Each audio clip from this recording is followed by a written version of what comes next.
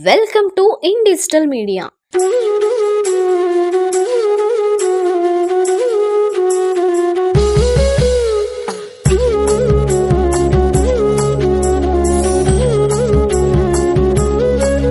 In digital media chairman Tummidi Suresh garu మరియు వారి సతీమణి పూర్ణిమ గారు గణపతి పూజలో కుటుంబ సమేతంగా పాల్గొన్నారు. పూజ సవ్యంగా జరిగిన అనంతరం ఇన్ డిజిటల్ మీడియాను ఈ రోజున అనగా 12/9/2024న ప్రారంభించడం జరిగింది.